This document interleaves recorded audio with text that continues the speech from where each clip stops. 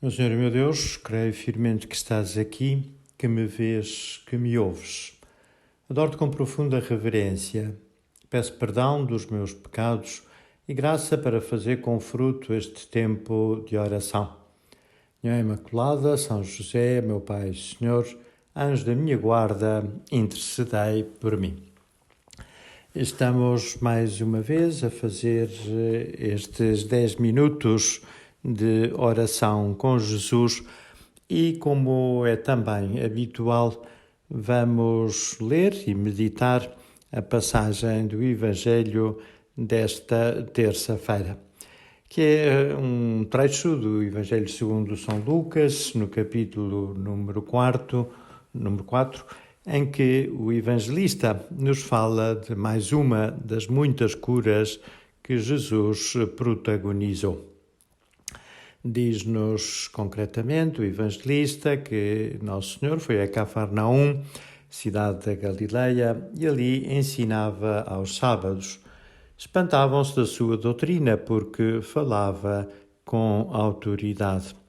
Estava na sinagoga um homem possesso de um demónio imundo, o qual exclamou em alta voz: Deixa-nos, que tens tu que ver conosco, ó Jesus de Nazaré?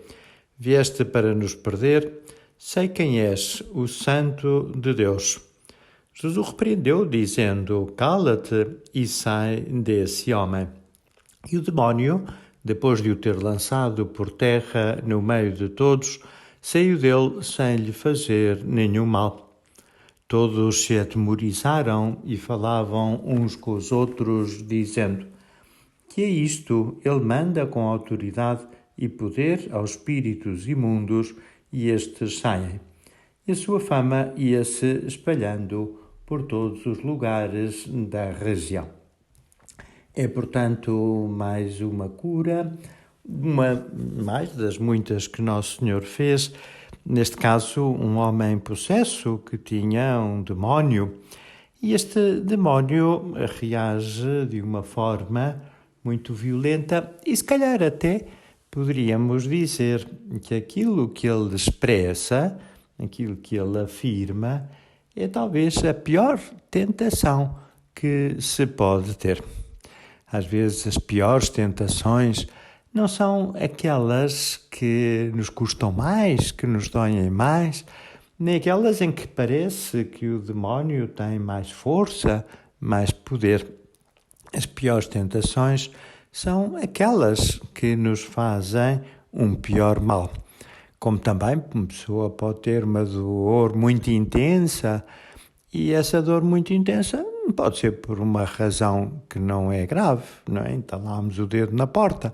Naquele momento, se calhar, o dedo dói muito, mas não é grave. Deixar passar um tempo e essa dor desaparece totalmente.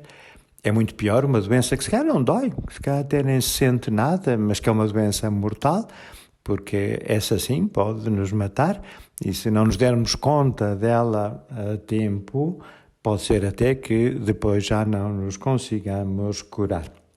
Pois com as tentações acontece também algo parecido. Às vezes aquelas que parecem ser piores não são assim tão más. E aquelas que não parecem tão más, se calhar, são mesmo as piores. A primeira referência que este texto do Evangelho faz de Nosso Senhor a ensinar. Sabemos que até essa era a forma como as pessoas se dirigiam a Jesus, o chamavam mestre, precisamente por isso, porque ele ensinava a verdade, ensinava o caminho da salvação, ensinava a vida também, por isso ele disse: eu sou o caminho, a verdade e a vida. Mas não ensinava de qualquer maneira, ele ensinava com autoridade. Ou seja, havia muitas pessoas, também naquela altura, que diziam muitas coisas, mas nem todos diziam as coisas da mesma forma. E por isso mesmo também sabemos que para ser convincente não basta saber, é preciso também saber ensinar com autoridade. E qual é a maior autoridade? É a autoridade da coerência.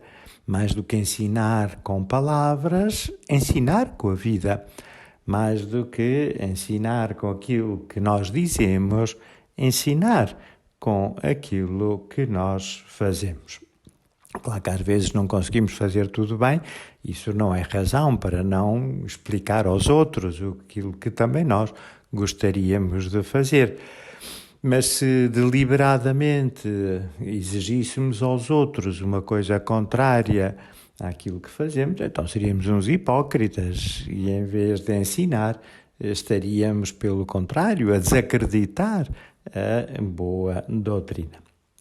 E sabemos que nesta ocasião em que o Senhor estava na sinagoga, apresentam-lhe um homem possesso de um demónio, o qual dizia: deixa-nos, que tens tu que ver conosco, ó Jesus de Nazaré? Vieste para nos perder?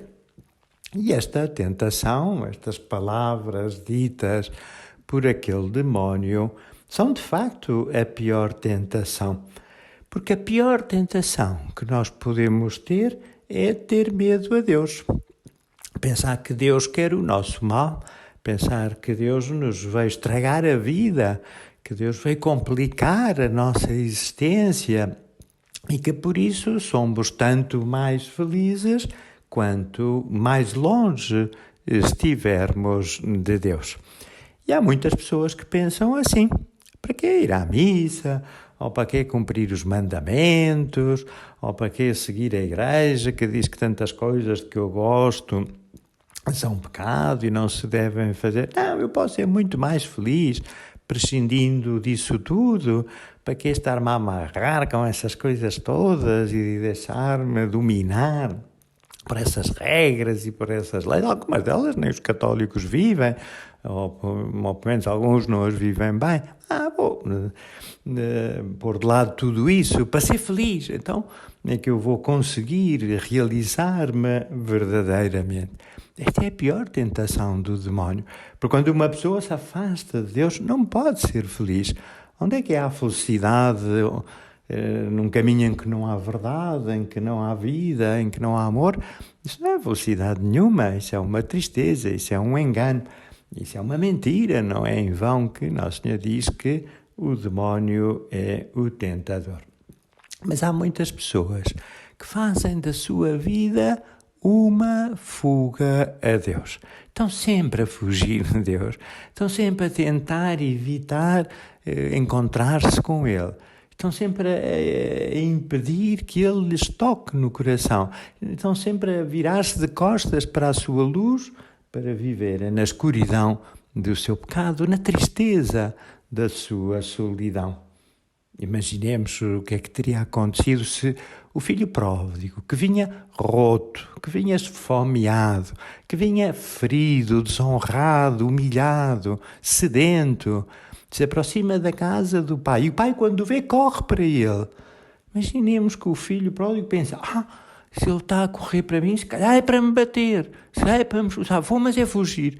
Ainda agora estava a fugir, não é? E a fugir de quem? De quem o queria perdoar, de quem o queria beijar, de quem lhe queria dar a melhor túnica, de quem lhe queria pôr um anel no dedo, os melhores sapatos, fazer uma festa. De tal forma que até o irmão, que nunca tinha abandonado o pai, se escandalizou por tudo aquilo que o pai fazia por aquele filho ingrato, por aquele filho pecador. Por isso o filho pródigo não teve a loucura de fugir, não teve a loucura de se afastar, antes pelo contrário, deixou-se abraçar e querer pelo pai. E por isso mesmo quando fazemos alguma coisa que nos envergonha, mesmo quando fizermos um pecado grave, não é? Pois vamos ter com Deus na confissão, vamos pedir perdão. Ele acolhe-nos, Ele perdoa-nos, Ele recebe-nos e faz até uma festa por termos reencontrado o Pai através da nossa penitência, através da nossa confissão. Vamos pedir a Nossa Senhora que ela nos ajude a calar essa tentação. A tentação que às vezes se infiltra na nossa mente, que nos diz: não há problema, podes fazer isso, ao fim e ao cabo toda a gente faz, é também só uma vez, ninguém vê, depois confessas, qual é o mal? Bem, são muitas vezes coisas que nós temos dificuldade em descobrir que são tentações, mas são coisas que nós devemos destruir, são coisas que nós não devemos atender, que devemos, pelo contrário, calar essa voz, fazer como Nossa Senhora, esmagar a serpente para seguir sempre a Deus e em Deus, encontrar o verdadeiro sentido da nossa vida, ver cumprida, realizada essa felicidade para a qual o Senhor nos criou. Dou graças, meu Deus, pelos propósitos, afetos e inspirações que comunicaste nesta meditação. Depois ajuda a pôr em prática. Minha Mãe Imaculada, São José, meu Pai, Senhor, anjo da minha guarda, intercedei por mim.